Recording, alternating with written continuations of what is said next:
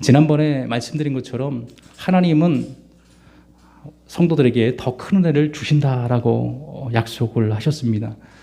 어떤 자가 더 큰 은혜를 받을 수 있는가? 그럼 어떤 자가 더 큰 은혜를 받는다고 말했습니까? 기억나세요? 기억이 안 나는 것이 정상이죠. 겸손한 자에게 하나님은 더 큰 은혜를 주신다라고 약속하고 있다고 하는 것입니다. 하나님은 겸손한 자에게 많은 은혜, 큰 은혜를 더 부어주시고요. 반대로 교만한 자를 하나님은 대적하시고 교만한 자에게 하나님 은혜를 걷어가시고 은혜를 주지 않는다라고 이렇게 야고보는 말을 했습니다. 그래서 야고보 4장 6절에 보면 그러나 더 큰 은혜를 주시나니 그러므로 일렀으되 하나님이 교만한 자를 물리치시고 겸손한 자에게 은혜를 주신다 하였느니라. 겸손한 자에게 하나님의 은혜를 약속하고 있고요. 교만한 자에게는 하나님은 은혜를 주지 않음을 강조하고 있습니다. 그래서 우리가 더 큰 은혜를 받기 위해서는 늘 하나님 안에서 겸손해야 됩니다. 하나님 안에서 늘 겸손함으로 주님 앞에 나올 때에 하나님은 은혜를, 큰 은혜를 베풀어 주시는 거죠. 교만은 은혜를 걷어차는 것입니다. 교만은 은혜를 가로막는 행위가 되는 것입니다. 그래서 우리는 늘 하나님의 은혜를 더 크게 받는 겸손한 우리 성도, 우리 그리스도인들 다 될 수 있기를 주의 이름으로 축원을 드리겠습니다. 겸손한 자는 어떤 사람이 겸손한 자인가? 오늘 야고보 4장 7절에 보면 그런즉 너희는 하나님께 복종할지어다 마귀를 대적하라 그리하면 너희를 피하리라. 하나님 앞에 겸손한 자라고 하는 것은 바로 하나님의 말씀에 하나님께 복종하는 자가 바로 겸손한 자라고 말하고 있습니다. 여기서 복종하다라고 하는 이 말은 버틸 만큼 막 버티고 거부할 만큼 거부하다가 어쩔 수 없이 항복하는 그런 복종이 아니라 자발적인 기꺼이 하는 기쁨으로 하는 순종을 말하고 있는 것입니다. 어쩔 수 없이 하는 그런 복종이 아니라 능동적인 또 수동성으로서 하나님 앞에 기쁨으로 나아가는 헌신하는 그런 것을 말하고 있는 것이죠. 하나님은 즐거이 하는 기꺼이 순종하는 자를 기뻐하시고 그 자에게 하는 축복을 주시며 또 승리를 주신다라고 하는 것입니다. 사사기에 이렇게 살펴보면 이스라엘 백성들이 다 괴롭힘을 많이 당했습니다. 누구한테 괴롭힘을 당했냐면 이웃 나라에게 괴롭힘을 당하고 학대를 당했는데 가나안 왕 야빈이라고 하는 그 왕으로부터 매일 이스라엘 백성들은 학대를 당하는 거예요. 괴로워서 살 수가 없는 것입니다. 그러니까 그들이 하나님 앞에 기도하는 거예요. 하나님, 도저히 힘들어서 못 살겠습니다. 괴로워서 살 수가 없습니다. 우리를 도와주시고 우리를 불쌍히 여겨달라고 다 기도하는 거예요. 그 기도가 하나님 앞에 상달이 되었어요. 그 당시에 드보라에게 하나님이 약속을 주십니다. 그 가나안 야빈 왕의 손에서 너희를 벗어나게 할 것이고 전쟁에서 승리를 줄 것이니까 나가서 싸우라고 그렇게 명령을 하게 됩니다. 하나님 말씀을 따라서 드보라는 바락을 앞세워서 다볼산으로 올라갈 것을 말하고 있습니다. 전쟁을 하라는 것입니다. 하나님이 약속을 주셨고 승리를 약속하셨으니까 나가서 싸우라는 것입니다. 그래서 바락은 다볼산으로 이제 올라가게 되는데요. 그를 따라서 함께 올라간 사람이 10,000명이었습니다.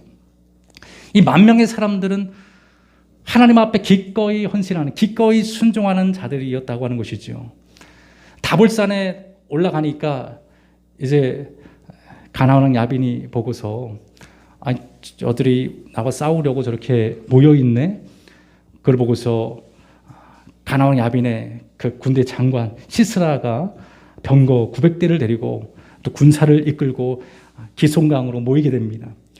기송강으로 집결을 하게 되었을 때 어마어마한 그런 그 철병거들이 쫙 깔려 있는 거예요. 이스라엘 백성들이 왜 늘 괴롭힘을 당했느냐면 그들에게 있었기 때문에 꼼짝하지 못하는 거예요. 늘 괴롭힘을 당할 수밖에 없었던 것입니다. 상대가 되지 않는 거죠. 이스라엘 백성들은 그냥 맨몸으로 싸우는 거예요. 무기가 별로 없습니다. 그들이 기송강에 쫙 모인 거예요. 그걸 본 이스라엘 백성들은 두려워할 수밖에 없었지만은, 그러나 바락을 동원해서 헌신하여 함께 모인 10,000명은 두려워하지 않았습니다. 하나님의 약속을 믿고 있는 자들이었기 때문에 드보라가 이제 명령을 합니다. 일어나 나가서 내려가서 싸우라고 그렇게 외치게 됩니다. 그 말을 듣고 그 군대가 일어나서 기송강에 있는 그 적군을 향해서 내려 달려갔을 때 놀라운 일이 일어난 거예요. 철병거 900대와 수많은 적의 군사들이 혼비백산이 일어나게 된 겁니다.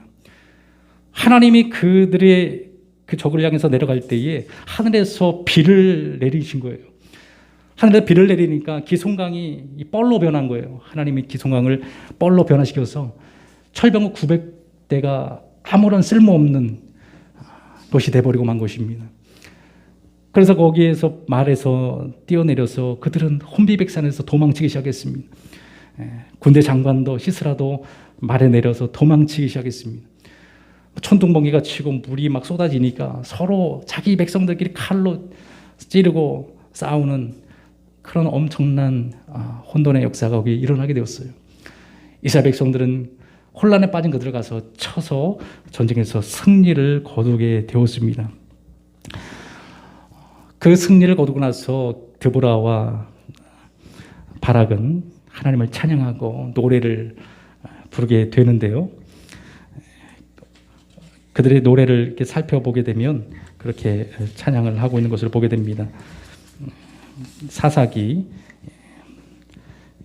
4장 15절 말씀에 보면, 사사기 5장 2절에 3절 말씀에 보면 그렇게 말하고 있습니다. 사사기 5장 2절 3절입니다. 다 같이 한번 읽어보겠습니다. 제목이 나오죠? 시작. 이스라엘 영솔자들이 영솔하였고 백성이 즐거이 헌신하였으니 여호와를 찬송하라. 너희 왕들아 들으라. 통치자들아 귀를 기울이라. 나 곧 내가 여호와를 노래할 것이요 이스라엘 하나님 여호와를 찬송하리로다. 아멘. 여기서 그들이 승리를 거두고서 하나님을 찬양하게 될 때 뭐라고 찬양하고 있습니까? 이스라엘 영솔자들이 영솔하였고 백성이 즐거이 헌신하였으니, 백성들이 즐거이 헌신하고 즐거이 복종한 것입니다. 하나님의 말씀을 붙잡고 그 승리를 바라보면서 즐거이 헌신한 10,000명이 있었기 때문에 그 전쟁에 하나님 승리를 주시는 거예요. 하나님 앞에 어떤 자가 승리할 수 있습니까? 기쁨으로, 기꺼이, 즐거움으로 헌신하는 자를 통해서 하나님의 승리를 약속하고 있다고 하는 것입니다. 우리가 주님의 일을 할 때, 하나님의 일을 할 때에 우리는 기꺼이 하나님 앞에 즐거움으로 헌신하는 자가 되어야 됩니다. 그렇게 될 때 하나님이 전쟁에서 승리를 주시는 거예요. 하나님이 이기게 하시는 것입니다. 이미 하나님은 약속해 주시고 말씀하고 있기 때문에 하나님의 말씀을 따라서 즐거이 기꺼이 헌신하는 자들을 통해서 하나님의 역사와 뜻을, 승리를 이루어 가시는 하나님이시라고 하는 것입니다. 그래서 야고보는 하나님께 그래서 복종하라고 말하고 있는 거예요. 하나님께서 복종하라고 권면하고 있는 것은 하나님께서 앞서 행하시고 그들을 앞서서 싸우시고 또 역사하여 주시기 때문에 하나님의 뜻에 복종하고 순종하라고 야고보는 말하고 있는 것입니다. 하나님은 우리 뒤에서 싸우는 분이 아니에요. 하나님은 우리 앞서서, 우리 앞에서 행하시는 분입니다. 앞서 우리를 위해서 싸우시는 분이고 우리 대장이 되신 분이기 때문에 그분을 의지하고 그분을 신뢰하고 나갈 때 하나님께서 이미 앞서서 싸워 승리를 주시는 거예요. 다볼산에서 이스라엘 군대가 내려갔을 때 하나님 말씀을 듣고 내려가라, 일어나서 내려가라고 그 말씀을 듣고 순종하여 내려갔을 때 이미 하나님은 그들 가운데 비를 내리기 시작했다는 것입니다. 역사하기 시작했다는 거예요. 하나님 말씀을 듣고 우리가 행할 때, 기쁨으로 헌신할 때에 하나님은 앞서서 역사하여 주신다는 거예요. 우리가 싸우는 게 아니라 하나님이 앞서서 다 해결해 주신다는 겁니다. 그러니까 믿음이 없으니까, 우리 하나님 앞에 순종하지 못하니까 꼼짝하지 못하고 움직이지 못하는 거예요. 두려움에 떨어서 한 발짝도 나에 딛지 못하는 것입니다. 믿음 있는 사람, 하나님을 신뢰하는 사람은 기꺼이 하나님 말씀에 순종하고 주님을 향해서 내려 달리는 것입니다. 그 믿음의 행보를 통해서, 믿음의 삶을 통해서 하나님이 이미 앞서서 다 모든 걸 정리해 놓으시는 거예요. 그 사람이 날마다 승리를 맛보는 것입니다. 우리가 승리하는 삶을 살기 원하십니까? 여러분, 승리하는 삶을 우리 다 누리고 싶지 않으세요? 그건 바로 하나님의 뜻에 기꺼이 즐거이 승리하는, 순종하는 것입니다. 그렇게 될 때에 우리는 반드시 승리하는 삶을 살아가요. 하나님 역사하시기 때문에 그렇습니다. 하나님 우리의 삶을 주관하고 있기 때문에 그렇습니다. 복종에는 두 가지 종류가 있습니다. 첫 번째는 억지로 하는 순종이 있어요. 하기 싫은데 억지로 마지못해서 하는 순종이 있습니다. 두 번째 순종은 바로 즐거이, 기꺼이, 기쁨으로 하는 순종입니다. 하나님은 어떤 순종을 원하실까요? 어쩔 수 없이 하기 싫은데 그냥 끌려가서 하는 그런 순종이 아니라 기꺼이, 즐거이 하나님은 순종하는 것을 기뻐하여 주신다는 것입니다. 즐거이 하는 거, 기꺼이 하는 것을 하나님은 굉장히 기뻐하시고 기꺼이 하는 그 순종을 받으시고 하나님은 승리를 주고 축복을 내려주신다는 것입니다. 우리가 사실 교회에서 이렇게 담임 목사님들이 막 강압적으로 힘의 논리에 의해서 순종할 것을 강조하는 그런 분들이 있어요. 이걸 해야 복을 받습니다. 이걸 안 하면 저주를 받습니다. 해가지고 막 억지로 순종을 요구하는 경우들이 있어요. 그러니까 어쩔 수 없이 순종하는 경우들이 있다는 것입니다. 그 순종을 하나님이 기뻐하지 않는다는 거예요. 그 순종을 하나님이 원하지 않는 것입니다. 하나님은 자신 스스로 즐거이, 기꺼이 하나님 앞에 엎드리기를 원하는 것입니다. 그래서 저는 되도록이면 우리 성도들에게 강압적으로 뭘 하라 마라 순종해야 된다 그런 거를 강요를 안 합니다. 왜? 목사가 그거를 하기 시작하면요, 여러분들은 어쩔 수 없이 하게 되어지게 되고, 그러다 보면 마음에 기쁨이, 즐거움이, 하나님의 축복이 임하지 못하기 때문에 억지로 하라고, 강압적으로 푸시해서 하라고 잘 하지 않습니다. 그런 자발적인 헌신이 얼마나 이게 하나님을 기쁘게 하고 얼마나 축복인데요. 그걸 제가 여러분들에게 하라고 한다고 하는 것은 내가 빼앗는 거예요. 여러분들의 그 즐거이 헌신하는 기쁨을 내가 빼앗아 버리는 겁니다. 억지로 하게 되면 마음에 즐거움이 일단은 없고요. 또 신앙이 성장을 하진 않습니다. 계속 그 자리에 머물러 있어요. 하라는 것만 하기 때문에 그렇습니다. 그리고 하나님의 비전과 뜻을 바라보지 못합니다. 분별력을 갖지 못해요. 하나님의 진리 가운데 향유하지 못합니다. 진리 가운데 자유를 누리지 못한다는 것입니다. 늘 제자리에 있는, 성장하지 못하는 개개적인 신앙으로 머물러 있기 때문에 그 신앙은 하나님을 기쁘게 할 수도 없고 승리하는 삶을 살 수 없고 창조적인 능력을 발휘할 수 없다는 거예요. 하나님께서는 우리를 기다려 주십니다. 즐거이 헌신하고 즐거이 기쁨으로 하나님 앞에 드리기를 하나님은 기다리고 또 그 헌신을 받아주시고 그 헌신하는 그 마음을 통해서, 그 행함을 통해서 하는 승리를 우리에게 가져다 주신다라는 것이죠. 강압적으로 하는 복종은 신앙에 있어서 독이에요, 독. 이거는 굉장한 암적인 요소입니다. 신앙 안에는 자유가 있어야 됩니다. 신앙 안에는 하나님의 은혜 가운데 기쁨을 할 수 있는 그런 환경이 돼야 돼요. 그럴 때에 더디더라도 성장하게 되고 자라나게 됩니다. 풍성한 은혜가 그들의 신앙 속에서 임하게 된다는 거죠. 강압적으로 하는 복종은 신앙의 가장 큰 적이고 독이 될 수밖에 없어요. 그런 하나님을 온전히 섬길 수가 없고 시간이 흐를수록 점점 신앙은 메말라져 갈 수밖에 없는 것입니다. 때로는 교육적으로 이렇게 교육하는 경우가 있죠.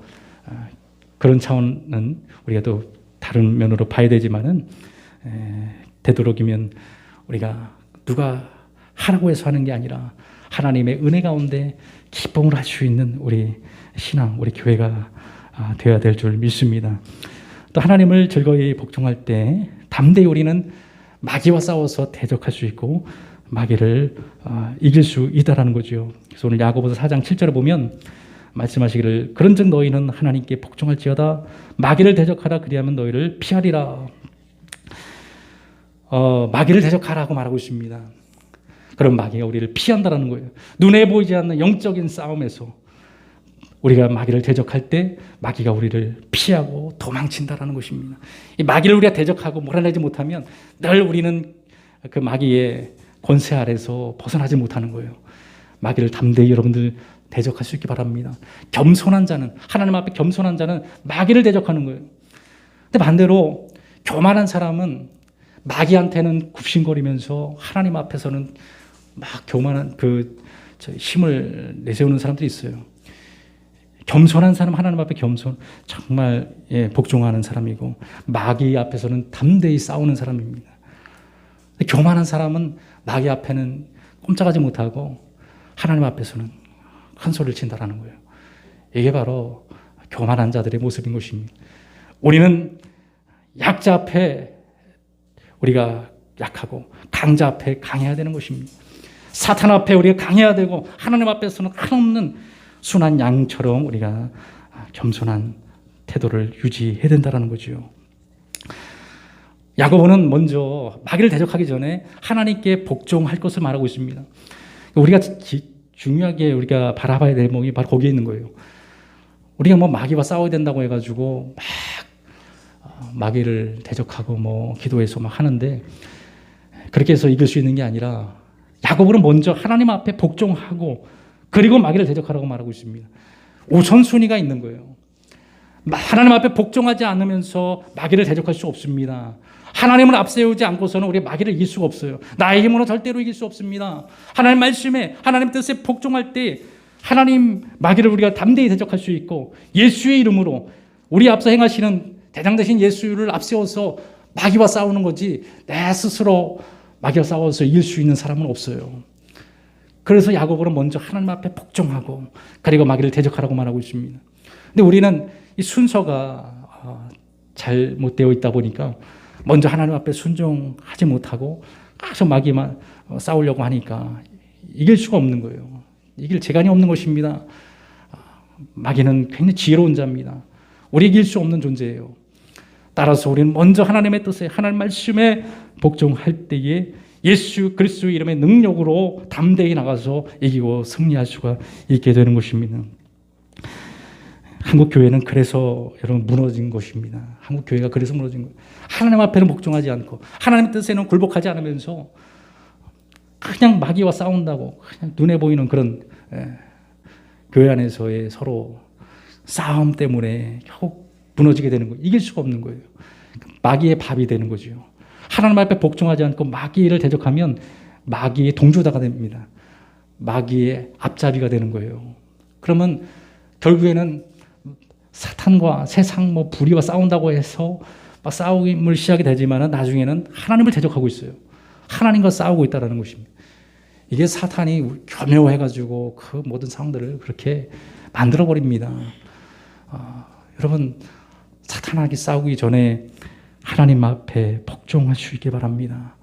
그럴 때에 마귀를 대적하고 몰아낼 수 있고 우리 승리하는 삶을 살아가게 되는 것이죠. 성도의 겸손은 하나님께 적극적으로 순종하는 것으로 나타난과 동시에 마귀를 대적하는 것으로 나타나게 되는 것입니다. 여러분들 이 순서를 제대로 지키심으로 인해서 승리할 수 있는 여러분들 되기를 축원합니다. 오늘 야고보서 4장 8절에 보면 한번 다 같이 한번 읽어보겠습니다. 야고보서 4장 8절 시작. 그리하면 너희를 가까이 하시리라. 죄인들아 손을 깨끗이 하라. 두 마음을 품은 자들아 마음을 성결하게 하라. 여기 보면은 하나님을 가까이 하라. 그러면 너희를 가까이 하시리라고 말하고 있습니다. 하나님을 가까이 할 때 주님이 우리를 가까이 하시고 우리가 부족함이 없다고 하는 것입니다.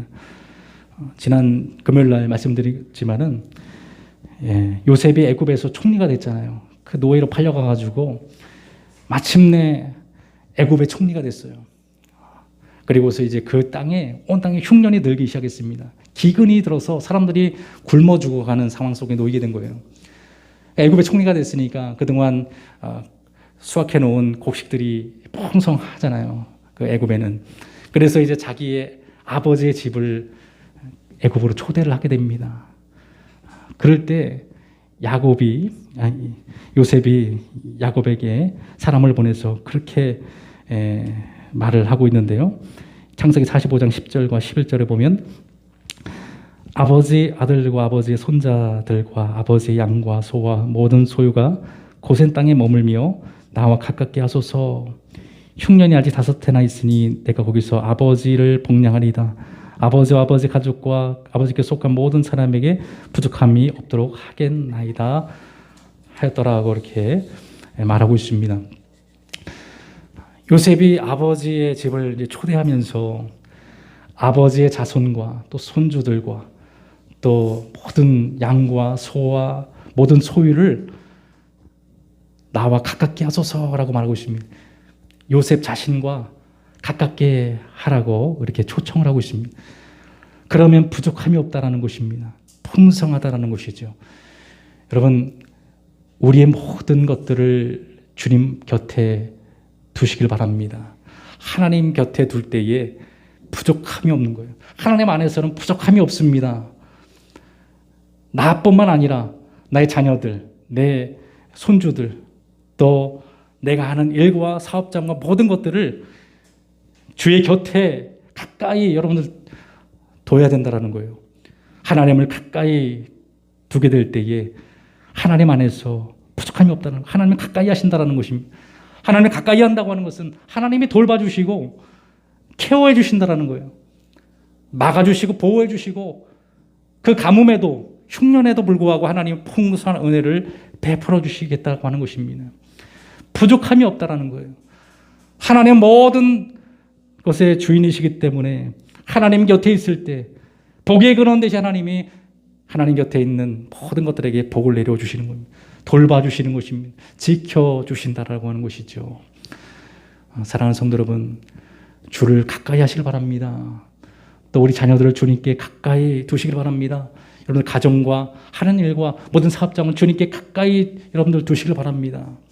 하나님을 가까이 할 때에 하나님이 가까이 하시고 하나님이 가까이 할 때 하늘의 은혜가 하늘의 복이 그들 가운데 임하게 되는 것입니다. 부족함이 없다라는 거예요. 다윗의 고백처럼 주는 나의 목자시니 내가 부족함이 없으리로다. 그 나를 푸른 초장과 쉴만한 물가로 인도하여 주시는도다. 때로는 하나님의 상을 베풀어 주시고 때로는 하나님께서 풍성을 내려와 주신다는 거죠. 여러분, 주님을 더욱더 가까이 할 수 있는 여러분들이 되어서 여러분과 여러분들의 소유가 여러분들의 모든 것들이 하나님의 은혜 복을 누릴 수 있는 여러분들의 모든 삶이 되기를 주 이름으로 축원을 드리겠습니다. 말씀을 마치겠습니다. 야고보는 우선순위를 말하고 있습니다. 하나님께 먼저 복종할 때 마귀를 대적하고 승리하는 삶을 살아갈 수 있고, 하나님을 먼저 가까이 할 때 우리 마음으로 주님을 더 가까이 하고 내 소유와 내 모든 것들을 주님께 가까이 둘 때에 하나님이 그 모든 것들을 가까이 하신다는, 돌봐주신다는 것입니다. 우리는 신앙의 프라이어티, 우선순위를 가져야 되고, 오늘 이 말씀을 기억해서 여러분들 겸손한 성도, 겸손한 신앙이 되어서 늘 승리하고 또 하나님의 풍성을 누리는 부족함이 없는 여러분들의 신앙 다 되기를 주 이름으로 축원드리겠습니다. 기도하겠습니다.